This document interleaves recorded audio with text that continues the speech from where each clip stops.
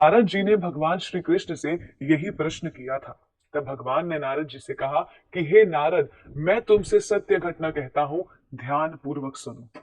प्राचीन काल में मृत्यु लोक में एक ब्राह्मणी रहती थी। वो सदैव व्रत किया करती थी। एक समय वो 1 मास तक व्रत करती रही। इससे उसका शरीर अत्यंत दुर्बल हो गया।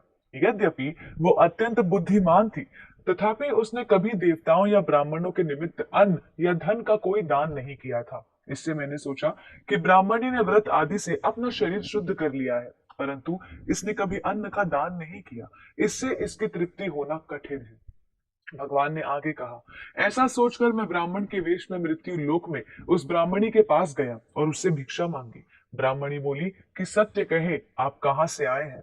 मैंने सुनकर अनजान बनते हुए उसे उत्तर नहीं दिया। इस पर क्रोध में उसने मेरे भिक्षा पात्र में मिट्टी डाल दी। उसके बाद मैं अपने धाम लौट आया।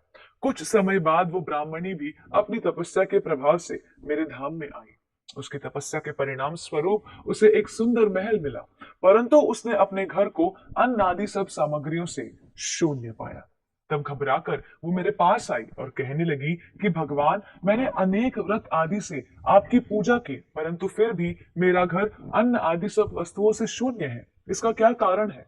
इस पर मैंने कहा, पहले तुम अपने घर जाओ। देव स्त्रियां आएंगी तुमसे मिलने के लिए, परंतु पहले तुम उनसे षटतिला एकादशी का पुण्य और विधि सुनना, तब द्वार खोलना। मेरे ऐसे वचन सुनकर वो अपने घर गई।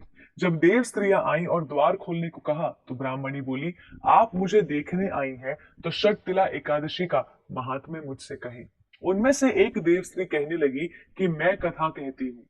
जब ब्राह्मणी ने शक्तिला एकादशी का महात्म्य सुना, तब द्वार खोल दिया। देवांगनाओं ने उसको देखा कि न तो वो गंधर्वी है और न असुरी है, वरन वो तो एक मानुषी है। उस ब्राह्मणी ने उनके कथा अनुसार शक्तिला एकादशी का व्रत किया। इसके प्रभाव से वो सुंदर और रूपवती हो गई तथा उसका घर अन्न आदि समस्त सामग्रियों से युक्त हो गया। ये था शक्तिला एकादशी का महात्म्य, जो भगवान श्री कृष्ण ने नारद मुनि को बताया। और फिर पुलत्स्य मुनि ने दालभ्य ऋषि से कहा। अतः हम मनुष्यों को भी शक्तिला एकादशी का व्रत रखना चाहिए। इससे दुर्भाग्य, दरिद्रता तथा अनेक प्रकार के कष्ट दूर होकर मोक्ष की प्राप्ति होती है। वास्तव में हर एकादशी का पुण्य अपार है। एकादशी व्रत करने से लोग पाप से मुक्त होकर भवसागर से तर जाते हैं।